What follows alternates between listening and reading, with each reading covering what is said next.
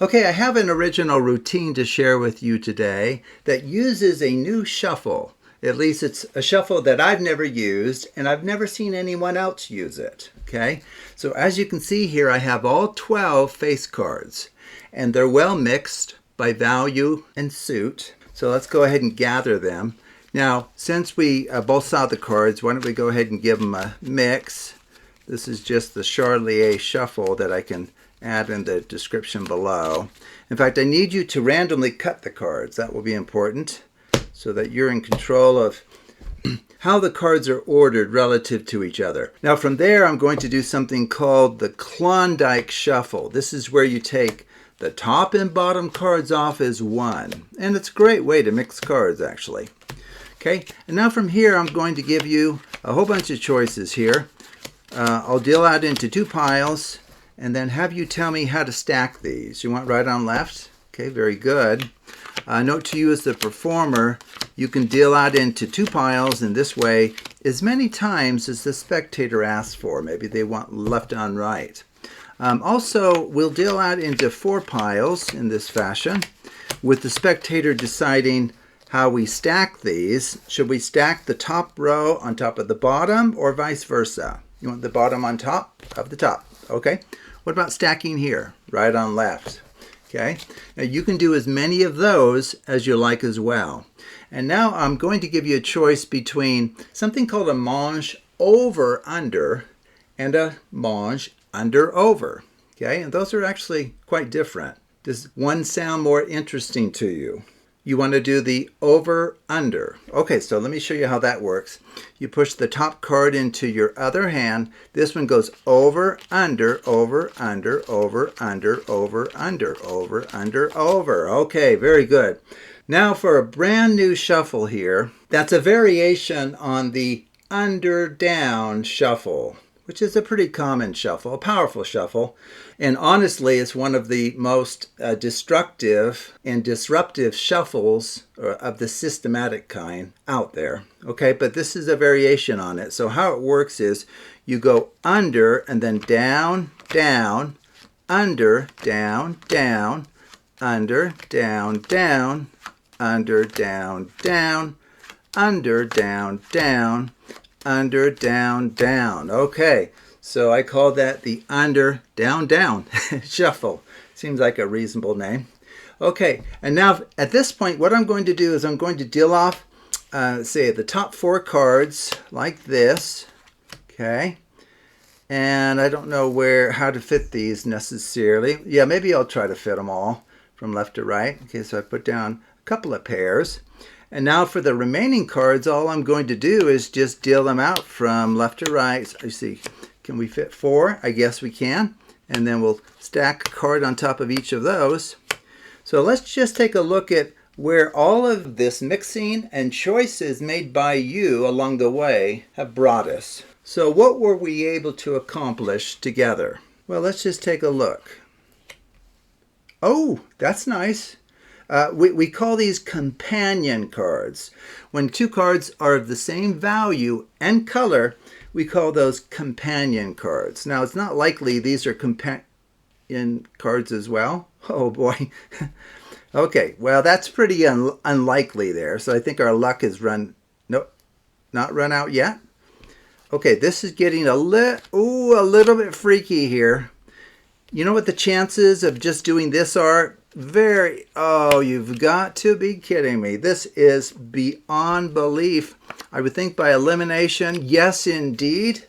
We have paired together all of the companion pairs, despite the obvious mixing that you saw me perform, in which I gave you the power to control key decisions as to how many times certain shuffles were performed, how the piles were stacked, and even choices between different shuffles like the mange over under or the under over. That is amazing that the two of us working together could pull off something so extremely unlikely. How did we do that?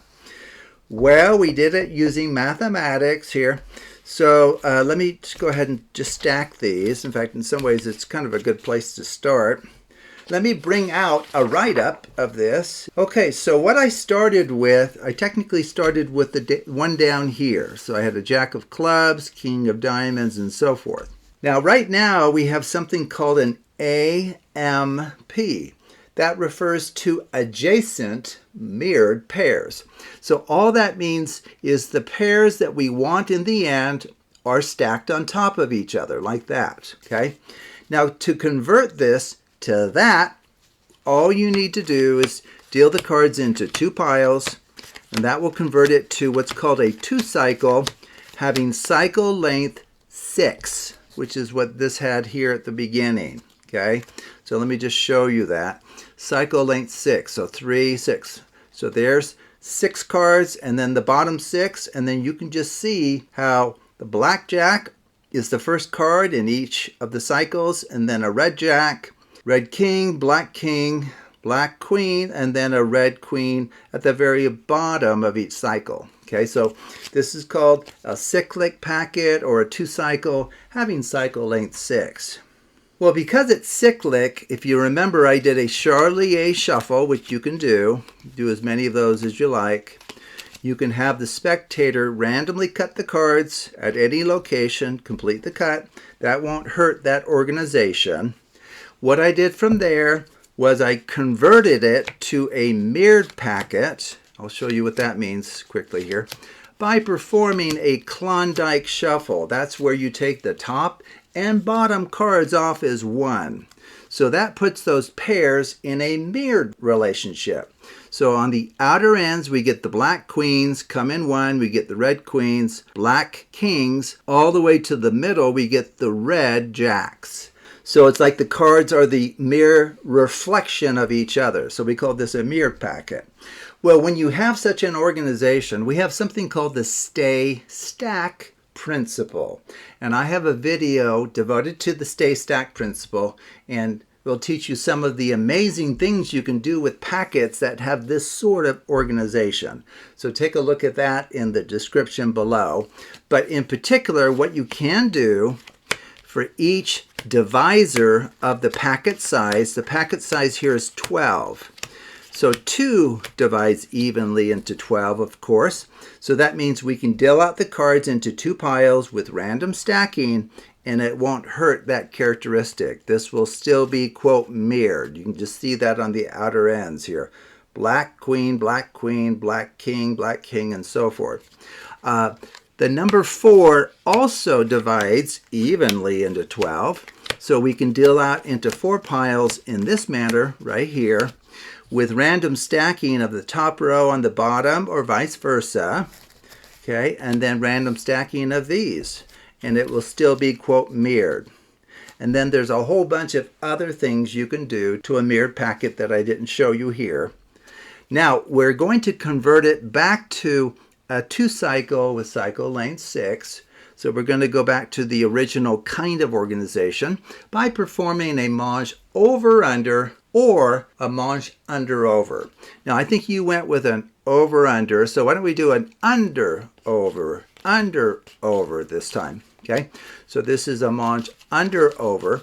Now, that will convert it back to this kind of arrangement where you have a set of 6 cards from the top, like this, and then they repeat. The companion cards are lined up by relative position within each half, okay? So now it is back to essentially the kind of organization that we started with, despite all of that mixing. Okay, and so here's the new element. I perform what's called, I call the under, down, down shuffle. I notate it by U and then hyphen D squares for a down, down. Okay, so here you go under, down, down, under, down, down, and so forth, okay? Now this is going to do something very special to this packet, and it's something that's unusual. Among other packet sizes, it just doesn't do this. So for a particular cyclic packet of this organization, cycle length 6, the under, down, down does the following. It converts this organization here to this one right here. And so what it does in particular is the top 4 cards are in a mirrored relationship. You can see that 4 is on the outer ends and then 1's in the middle. And then the other 8 cards are in a cyclic relationship. In particular, it's a 2 cycle with cycle length 4 this time. You get 6, 5, 3, 2, 6, 5, 3, 2. Okay? So knowing that, what you can do, which is how I finished, I'm focused over here. I'm going to bring together those pairs. So all I did was, it's like I'm going to do left, right, and then right again, and then left. So I'll bring like the 1's together and the 4's together. So I'll go left, right, right, left. Okay, and just to show you that we're succeeding here, right? So we brought those together. That's great. And now for the rest of the packet, it's a cyclic packet. So if we just deal out into 4 piles from left to right, and then deal the next set of cards on top of those from left to right, it will bring all of the companion cards together. So maybe I'll come over here. 1, 2, 3, 4. 1, 2, 3, 4. And this will bring together the remaining companion cards. Okay, absolutely amazing. Okay, so I thought I would share this with you. It's using a brand new shuffle that I don't think really anyone has used before that I'm aware of, but it can accomplish some amazing card magic when married with other principles taught on the Absolute Math Magic channel. So thank you for watching, and take a look at other videos on my channel, and I appreciate you watching.